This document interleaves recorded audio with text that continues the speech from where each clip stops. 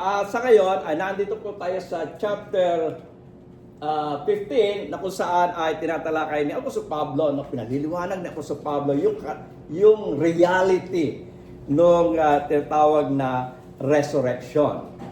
So dito po tayo pupunta do sa pagpapaliwanag ni Apostol Pablo dito sa resurrection.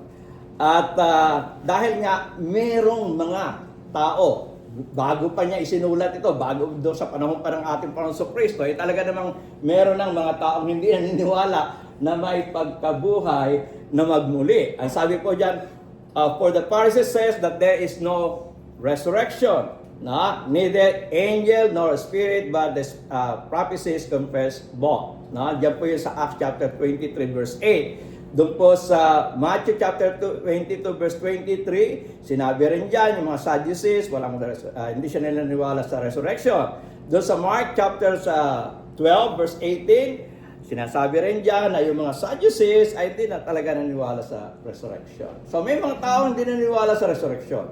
At yung mga taga-Korinto, mayroong mga tao doon, o mga Kristiyano doon, na hindi naniniwala sa resurrection. Okay. So, pansinin niyo po, si Apostol Pablo, nung nakaharap kay Haring Agrippa, one of the heralds, na nakaharap ni Apostol Pablo, siya yung maharap para hatulan. Siya ay nasa korte ni Agrippa, at ito yung kanyang sinabi nung nakakaharap niya si Haring Agrippa. Ang sabi, ngayon nakatayo ako upang hatulan dahil sa pag-asa na ginawa ng Diyos sa aming mga magulang. Okay? At ang sabi niya, dahil sa pangakong ito'y ang aming 12 angkan ay buong pusong nagsisipaglingkod sa Diyos gabi't araw na inaasang kakamtin. At tungkol sa pag-asang ito, sabi doon, at tungkol sa pag-asang ito, ako'y isinasakdal ng mga Hudyo o hari. So makikita natin, si Apostol Pablo, ito yung dahilan kung bakit siya nasasakdal. Sabi niya, ito yung pag-asa, ipinangako sa mga magulang eh. Katunayan ngayon, 12 angka, naglilingkod sa Diyos, araw at gabi, para lang makamtan ito eh. Ngayon, ano itong pag-asang ito na sinasabi ng Apostol Pablo kay Haring Agrippa? So, sa verse 8, ang sabi, bakit inaakalang ito'y hindi mapapaniwalaan? Kung binubuhay ng Diyos ang mga patay.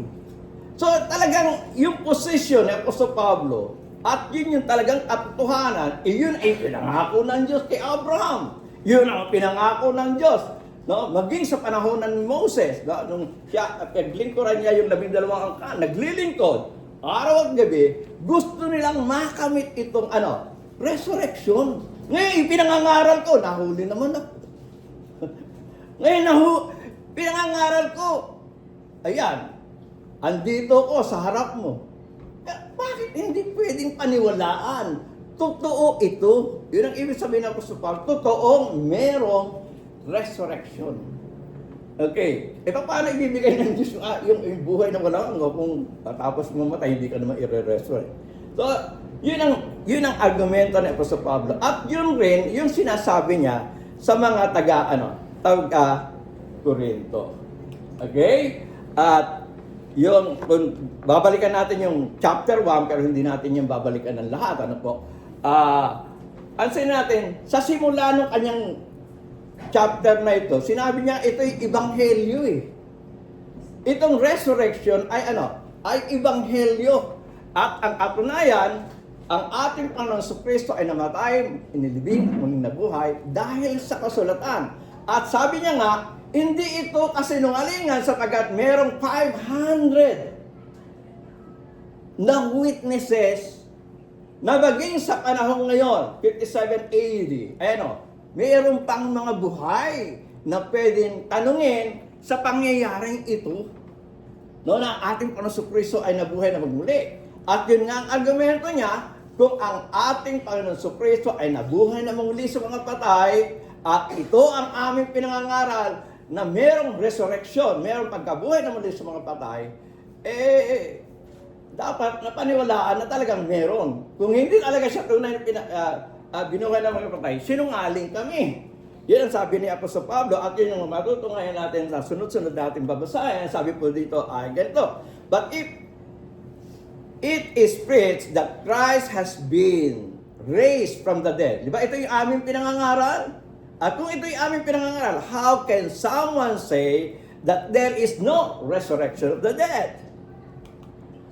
Sa 13 ang sabi, if there is no resurrection of the dead, then not even Christ has been raised.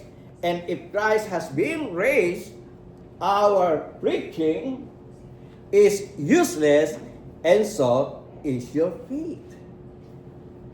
Diba? Kung wala talagang pagkabuhay ng muli sa mga patay. Kung hindi binuhay ang ating Panginoon Kristo. Verse 15, more than that, we are then found to be false witnesses about God. For we have testified about God that He raised Christ from the dead, but He did not raise Him if in fact the dead are not raised. Kung makikita mo yung argumento niya, kung walang pagkabuhay ng muli, bakit binuhay si Kristo? At kung pinangangaral namin, binuhay ng muli ang ating Panginoon Kristo, hindi naman pala binuhay. Yan yung sinasabi niya, yung ina-argumento niya eh. Yung iba naniniwala, hindi talagang binuhay ang ating Panginoon Kristo, pero talagang merong patunay na talagang ang ating Panginoon sa Kristo ay binuhay. At dahil sa binuhay ang ating Panginoon sa Kristo, merong pag-asa tayo ng mga followers niya na tayo ay muling bubuhayin sa mga patay. Okay, 16, sabi, for if the dead are not raised, kung ang mga patay ay hindi muling binubuhay, then Christ has not been raised either. Di ba?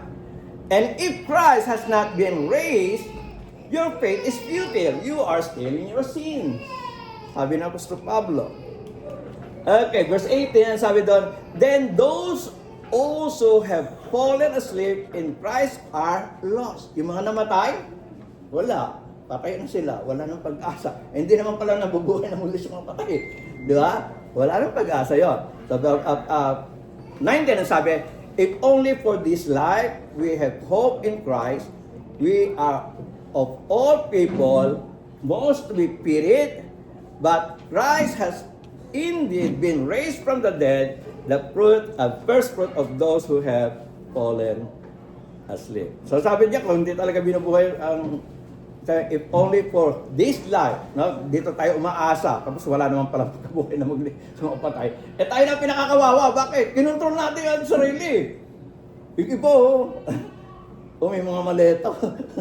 Di ba? Eh kinontrol natin ang sarili, tayo pinakakawawa. Diba? Hindi natin na-enjoy yung buhay natin dito. Ito na lang para ang buhay. Pero dahil nga sumaasa tayo na may pagkabuhay na magli sa mga patay, kontrolado ang ating sarili, na mas piliin natin ang gumawa ng mabuti kaysa gumawa ng masama. Mas piliin natin ang katotohanan kaysa sa kasinungalingan. Nakuha natin yan. So tayo pinakakawawa kung talagang maasa tayo may pagkabuhay na muli sa mga patay, tapos wala naman pala. So, sabi niya doon sa 21, for since death came through a man, the resurrection of the dead comes, okay, sabi niya, parang lumampas tayo. Okay. Okay, for since death came through a man, the resurrection of the dead comes also through a man. For as in Adam all die, so Christ also will be made alive. But each in turn, Christ the first fruit, then when He comes, those who belong to Him. Hindi ko na susundan. Okay, now if there is no resurrection, and sabi niya, what will those do who are baptized for the dead? If the dead are not raised at all, why are people baptized for them? So hindi ito practice nila, pero may nagpa-practice nito. Ang sinasabi ng Apostol Pablo, bakit may nagpapabaptize para sa kamag-anak niya? No? 'Di ba? Kung talagang hindi naman binubuhay ang mga patay, no? So, sayang lang yung ginagawa nila. Pero ito ay hindi practice ng mga apostol. Okay, so punta tayo doon sa chapter 2, ay sa part 2, na kung saan dito sa part 1, nasagot ni Apostol Pablo yung reality ng resurrection.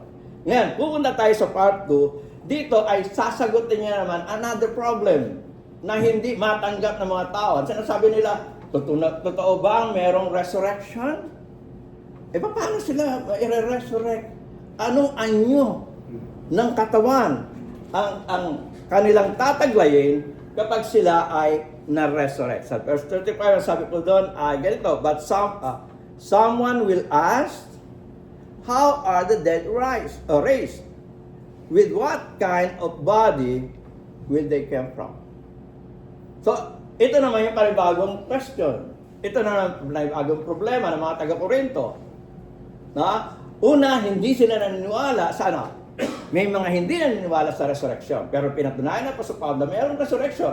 Pero ito naman, nagka-question. Kung talaga may resurrection, paano bubuhayin ng Diyos ang mga patay? Anong itsura nila? Si brother mo, pag namatay, ni-resurrect, ganito rin pa kaya ang kanyang itsura? So, dito, hindi na yung resurrection ang tinatanong dito. Yung kapasidad ng Diyos. Yung kakayahan ng Diyos. Siya nga ang gumawa sa atin. Siyempre, alam niya kung paano tayo bibigyan ng itsura kapag tayo ay na-resurrect na. So, kasi natin Tagalog, sabi po sa 36, sabi, how foolish! What you sow does not come to life unless it dies. When you sow, you do not plant the body that will be, but just a seed, perhaps of wheat or of something else. So sabi niya, ikaw naman ba, ang iyong hinahasik ay hindi binubuhay maliban na kung mamatay, at ang iyong inihasik ay hindi mo inihasik ang katawang lilitaw, kundi ang butil lamang na marahil ay trigo o ibang bagay. Okay, so pasin natin, yan lang itinatanong natin Diba? Yan rin inililibing natin Pero yung inililibing natin ay at pag lumitaw yan, iba na itsura. Diba? Mula doon sa seed, pero pag siya ay binangong muli ng Diyos, iba na ang itsura. So makikita natin, ito yung hiwaga ng resurrection. Naka natin, ang sabi doon, ganito sa verse 38, but God gives its body as He has determined. O siya nagdedetermine kung anong body. Kung ako'y kalbo ngayon, baka, pare kami na, may magandang buhok ako doon. Siya ang nagde-determine kung anong ilalagay sa aking katawan. Di ba? But God gives it a body as He has determined, and to each kind of seed, He gives its own body. Di ba? Siya ang nag-create ng lahat Sabi niya, there should be trees. Di ba? There should be plants. Di ba? Pero, yung sinabi niya yon, hindi isang plant lang ang ginawa ng Diyos. Makikita natin yung mga trees, iba't iba. Varieties. At hindi siya nawala ng idea. Kung ano ang lalabas. Avocado, anong puno ang lalabas para sa avocado. Bayabas, anong puno ang lalabas sa bayabas. So, ang Diyos ang nagdetermine kung ano ka pag ikaw ay muling binuhay. Nung nilikha ka nga dinetermine ng Diyos kung ano ka kapag ikaw ay naandito na sa lupa. Diba? Kung ikaw ay mabubuhay dito sa lupa, binigyan ka ng itsurang ganito. Pero alam niyo ba, ang dami ng transformation na nangyari sa atin.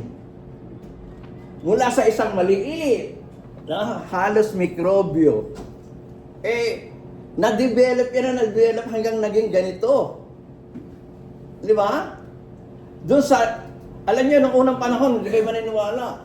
9 months kayong nakababad sa tubig na hindi kayo namamatay.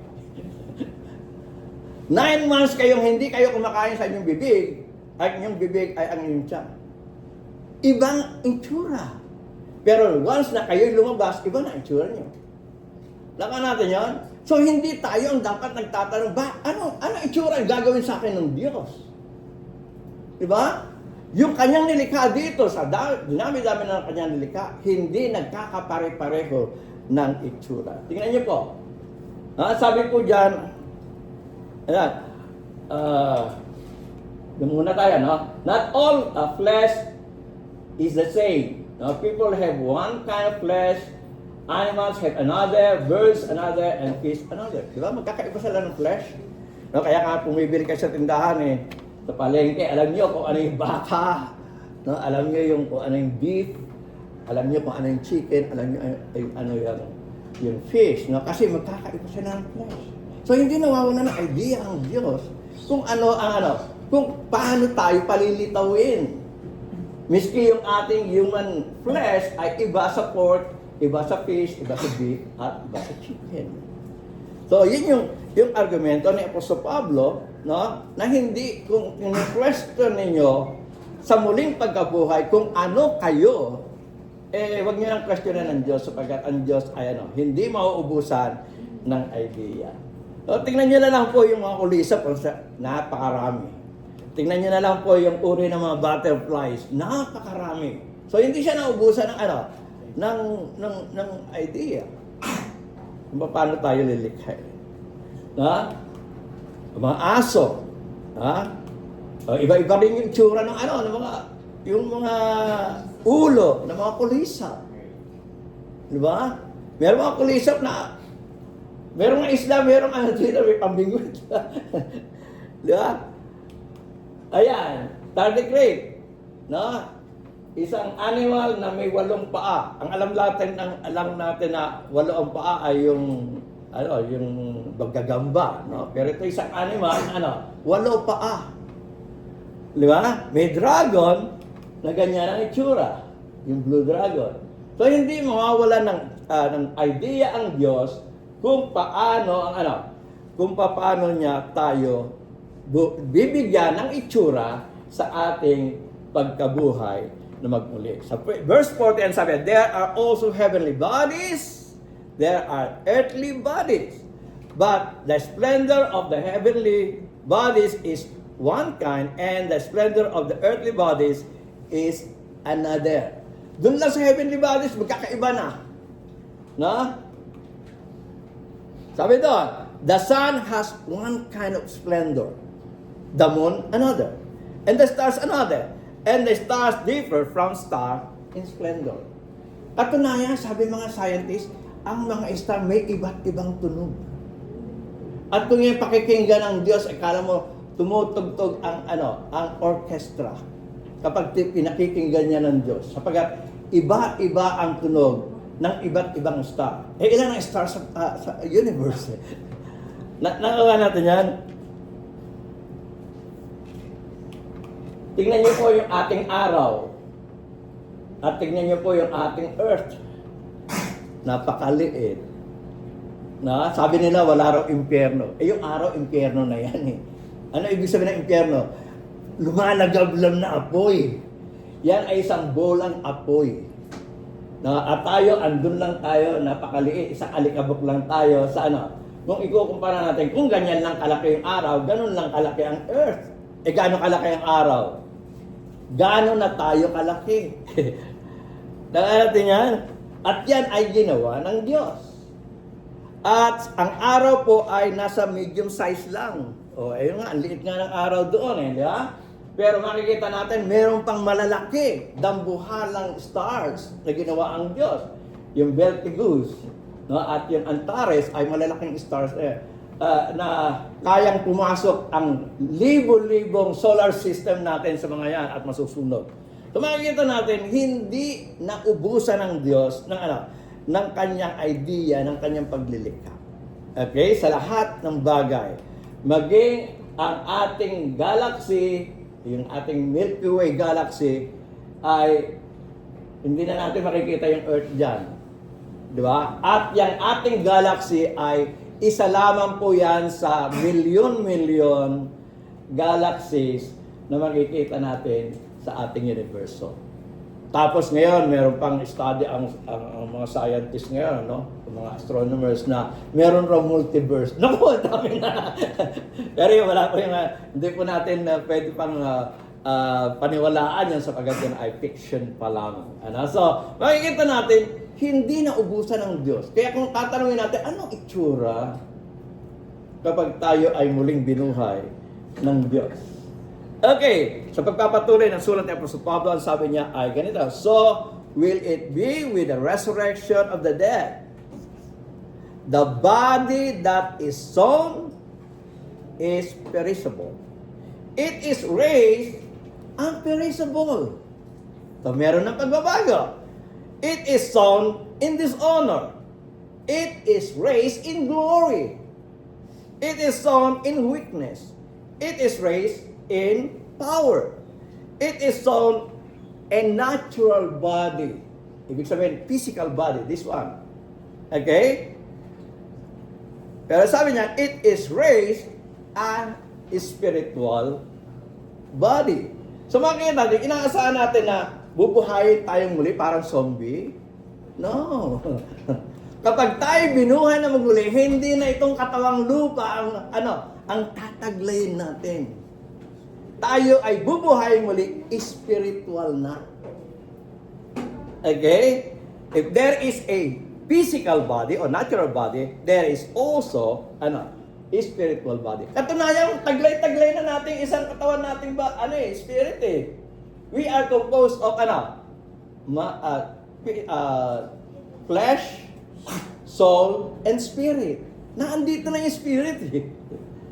No? Sasangkapan na lang ito ng para sa palalagay na lang ito para makapunta sa kung saan tayo pupunta kapag tayo ay na-resurrect. So ilagay natin po sa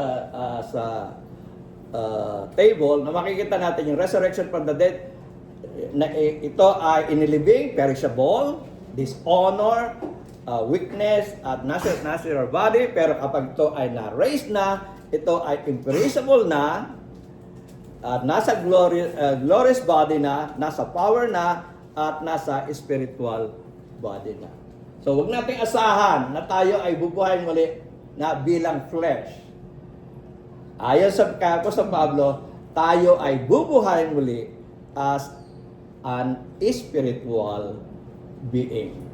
Okay, so verse 45 says, so it is written, the first Adam, or first man Adam, became a living being, the last man a life-giving spirit. Okay, verse 46 ang sabi. Hindi ko na ilipat kanina.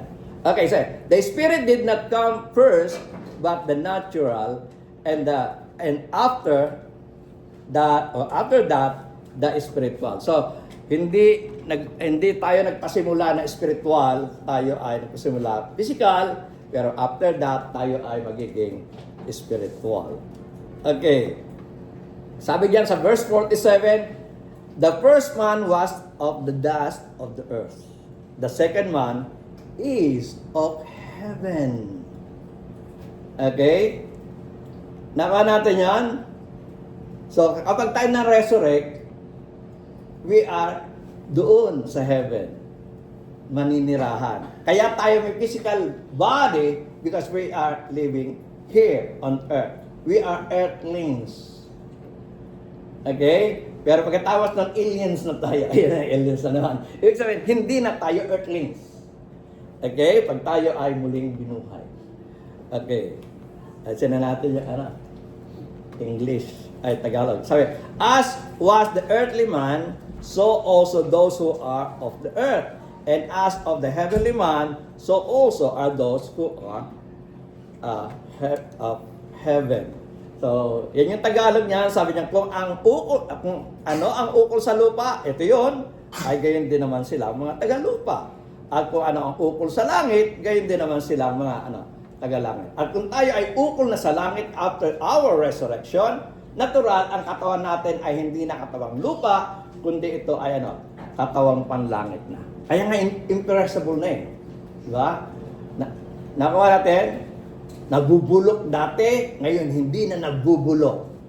Okay? Hindi na namamatay. Okay? So, and sabi doon sa 49, sabi, just as we have borne the image of the earthly man. Diba yun? Doon tayo ginawa ng Diyos. So as we bear the image of the heavenly man. Nakuha natin yan? In our resurrection, hindi na ako ito, kundi yung aking spiritual na katawan na panglangit. Kung tayo dadalhin sa langit, natural, dadalhin tayo sa langit na na may katawang panglangit.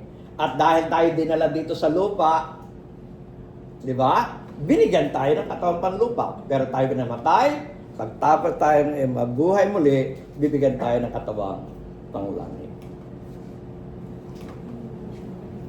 Sa verse 15, sabi, I declare to you, brothers and sisters, that flesh and blood cannot inherit the kingdom of God. So yan, sinabi niya na, hindi natin to dadalhin. Once we enter the kingdom, hindi na ito ang dadalhin natin. Okay? Kaya nga tawag natin sa pag namatay na remains. Labi. Tapos pag tinidescribe natin yung bangkay, yumao na siya. Bakit na siya yumao? Iniiwan niya na yan kasi ang katawang bibigay sa kanya ng Diyos ay hindi na katawang panglupa, kundi katawang panglangit. Nakuha natin yan? Kaya kung tayo ay pupunta sa kingdom of God, then we should live this tabernacle. Kasi meron tayong bagong tabernacle doon sa langit. So 51 sabi, listen, I tell you a mystery. We will not all sleep.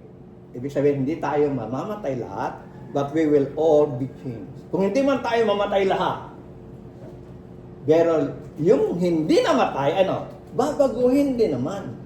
Kasi kung hindi ka babaguhin, hindi ka makarating sa langit. Kung ito pa rin, yung flesh pa rin. Kinakailangan maging spirit siya. In a flash, in a twinkle of an eye, at the last trumpet, for the trumpet will sound, the dead will be raised imperishable, and we will be, yung nabubuhay, we will be changed. Nakaya natin yan? Okay, verse 53. For the perishable must clothe itself with imperishable. Okay? And the mortal with immortality. Dati kang perishable, magiging imperishable. Dati kang mortal, may kamatayan, magiging kang immortal. Hindi ka na mamamatay. Possible ba na merong immortal? Dito lang sa earth meron Yung kanina pinakita ko sa inyo yung tardigrades, kahit ilagay mo yun sa apoy, hindi siya mamamatay. Kahit ilagay mo siya alisan mo siya ng tubig ng ilang panahon, hindi siya mamamatay. Ilagay mo siya under pressure, hindi siya mamamatay. Siya lamang ang dinala doon sa outer space na bumalik na buhay. Nakita niyo? Kung possible na nagawa ng Diyos yan sa tardigrade, kayang gawin niya ng Diyos sa atin. Natin yan? So, 54 na tayo. Ayaw niya. Ayun. Okay. When the perishable has been clothed with imperishable, and the mortal with immortality, then the saying that is written will come true. Death has been swallowed up in victory. Kapag nangyari na yon, na pinatay tayo ni death, bubuhayin tayo muli. Di ba? Pinalitan yung yung ating perishable na imperishable. Di ba? So, nanalo tayo sa sa kamatayan. Sapagat hindi tayo kailanman na-hold ni kamatayan doon sa kanyang kalagayan. Okay. Verse 55. Where, O death, is your victory? Where, O death, is your sting? The sting of death is sin, and the power of sin is the law. But thanks be to God, He gave us the victory through our Lord Jesus Christ. 58. Therefore, my dear brothers and sisters, stand firm. Let nothing move you. Always give yourself fully to the word of the Lord, because you know that your labor is in the Lord is not vain. Okay, so pansinin po natin iyan yung sinulat niya sa mga taga-Korinto. Yan yung unang sulat niya. Alam niyo pa, binak-upang pa niya yan doon sa kanyang second letter sa mga taga-Korinto. Okay? Ang sabi niya po doon sa 2 Corinthians chapter 4 verse 16. At pansinin niyo, sabi niya, therefore we do not lose heart, even though our outward man is perishing, yet the inward man is being renewed day by day. So, dito sinasabi ni Apostol Pablo, kasi under persecution sila, napapabayaan nila yung kanilang katawang lupa, yung outward man. Sabi niya, kahit ito'y nangihina, masaya naman kami dahil yung aming inward man, ay nagre-renew day by day. Kasi yung inward man, yung spirit yun Di ba? At yun yung connection natin sa Diyos.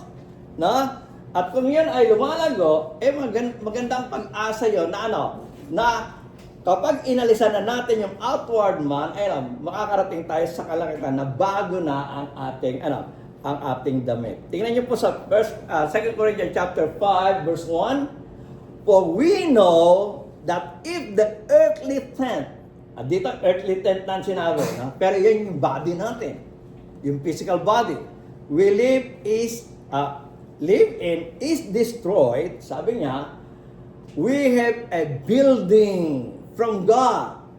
Yung building na yun, yung pinangako ng ating Panginoon sa Kristo, di ba? In my Father's house, there are many mansions. Yung pala yung katawan natin din sa langit. Okay? An eternal house in heaven, not built by human heart. Yung ipinapangako ng ating Panginoon sa Kristo, I will go there. And prepare a place for you. Yung pala, yung eternal house natin in heaven, yung katawan nating tataglayin doon sa langit. Okay, verse 2-3. Meanwhile, we groan, longing to be clothed instead of our heavenly dwelling. Nakita niyan? Because when we are clothed, we will not be found naked.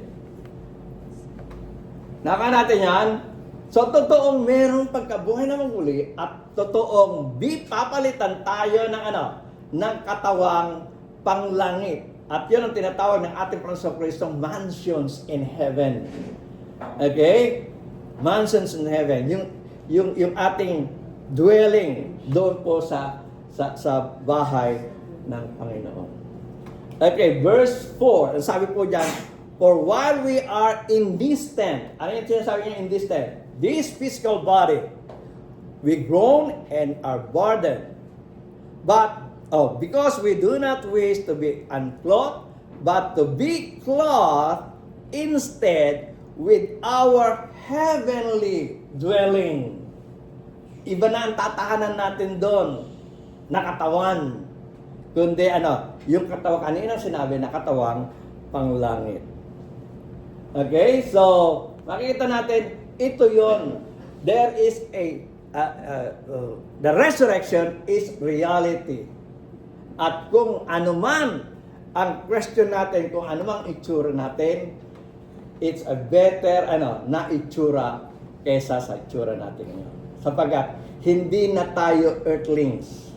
Tayo ay mga beings doon sa langit, sa kalangitan. Kaya sabi nga ni Apostol Pedro we are tayo ay nangingibang sojourner. Tayo ay nangingibang bayan lamang dito sa earth. Hiram lang natin itong cloth na to. And then iiwan natin itong cloth na to, and then we will be resurrected at tayo bibigyan ng katawang panlangit na makakasama natin ng Diyos sa habang panahon. At kung gusto niyo pang mapanood, no, ng mas malinaw yung akin pong pinesensya niyo na 1 Corinthians chapter 5, ay sana ay